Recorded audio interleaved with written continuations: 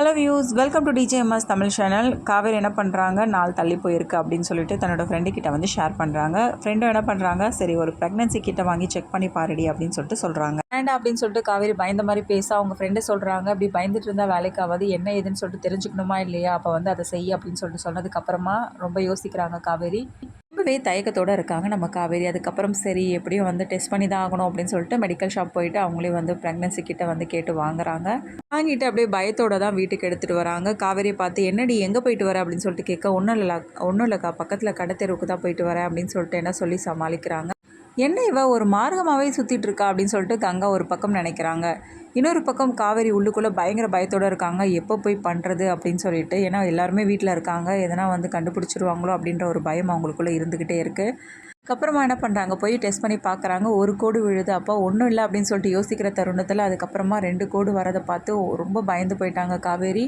நினச்சி நம்ம சந்தோஷப்படுறதா இல்லை கஷ்டப்படுறதா அப்படின்ற ஒரு சூழ்நிலை இருக்காங்க காவேரி.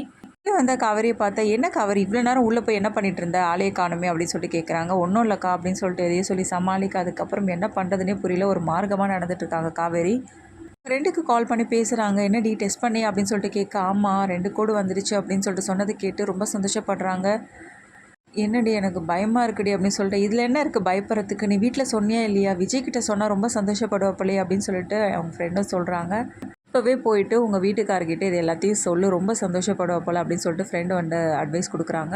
வீட்டை பொறுத்த வரைக்கும் நான் அவரோட சேர்ந்து வாழலை அப்படின்னு சொல்லிட்டு தான் நினச்சிட்ருக்காங்க அம்மாலாம். நான் திடீர்னு போய் இதை சொன்னால் அவங்க எப்படி ஏற்றுப்பாங்க. என்ன காவேரி நீ பேசிகிட்டு இருக்க, நீ பேசுறதெல்லாம் சரியா, நீ முதல்ல போய் சொல்லு வீட்டில் அப்படின்னு சொல்லிட்டு சொல்கிறாங்க. காவேரிக்கு ஒன்றுமே புரியல, ஒரே பதட்டத்தோடு இருக்காங்க. தெரிஞ்சுக்கிட்டதும் விஜய் கிட்ட போய் சொல்லலாம் அப்படின்னு சொல்லிட்டு விஜயை போய் பார்த்து பேச போகிறாங்க. காவேரி என்னாச்சு, என்னை ஏன் வர சொன்ன அப்படின்னு சொல்லிட்டு கேட்க, இல்லை அது வந்துங்க அப்படின்னு சொல்லிட்டு என்ன பண்ணுறாங்க, அப்படியே வந்து யோசிச்சுக்கிட்டே வந்து சொல்லலான்னு வராங்க.